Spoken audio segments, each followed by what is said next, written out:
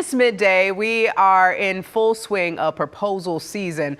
Experts say most proposals happen between Thanksgiving and Valentine's Day. So if you're working on locking down your sweetheart, this segment is for you, because I know there's a lot of people out there that would love a Christmas engagement, a New Year engagement, or like you said, Valentine's Day too. Joining us right now with some valuable tips on how to make that special moment unforgettable is Jennifer Allen. She's the owner of Just Ylope.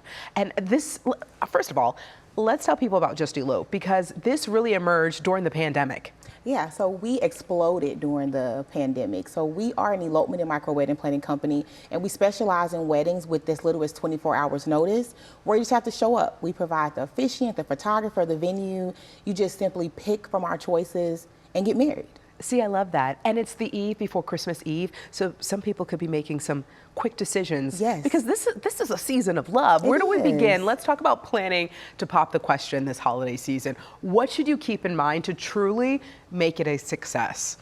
Communication should have started before now. Communication on what? On what type of proposal the person wants. Well, do they need to know? They don't need to know exactly what is going to happen. Okay. But some people may want a private proposal. Some people may want a big, huge proposal. So in order to meet them where they want to be met, I think it's definitely a conversation that needs to be had beforehand. So you kind of have to see, like, you know, what their dream proposal might be. Yeah, see? Some people may be waiting their whole life for this moment. You are absolutely right. I told our Matt Howerton that he just got engaged too. Yes. Now, how can someone personalize their proposal to make it really unique? I definitely feel like incorporating pictures and images from your love story, including family, if they want family included, definitely puts that finishing touch.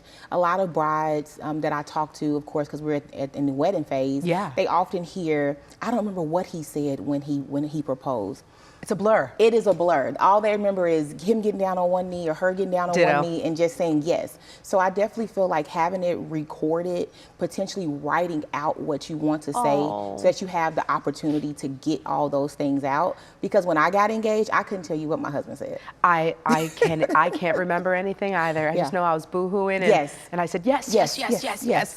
How do you ensure that it remains a surprise? Limit the amount of people that you tell too early. Keep the key people that may be coming in from out of town, let them know sooner than later, but let everybody else know at the last possible moment, especially people who you know have a hard time keeping a secret. That, you know, and that's funny you say that, because my aunt, a few people in my family, they were upset that my husband didn't tell them. Well, I know, that was a whole, we won't even go there. Jennifer, any words of advice for someone wanting to maybe hire that videographer, the photographer? This is a thing these days. It is. So if you can't afford to hire a full-fledged media team, there are content creators now who specialize in getting that behind the scenes footage to where you can save a couple of dollars if you can't hire, you know, a big production. But I definitely feel like this is one of those moments where investing in the video and photo is super important. It really is. If you intend to only get married once, you want to have this and pass it down, and always think about the future. Your future kids and grandkids. You want to be able to show them this moment. That you had that moment. That is so special.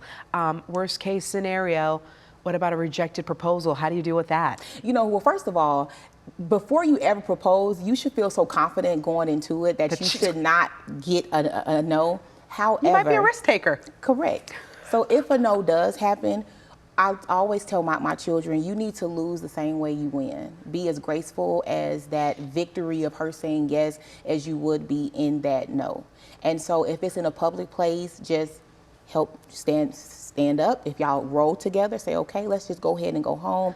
Don't create a spectacle behind it, and have a conversation. Oh my God, because why is there a no? Don't make me so sad. Okay, listen, I wish we had more time. How can people reach out to you before we go? They can follow us on social media at Just Ylope LLC and online at justylope.net.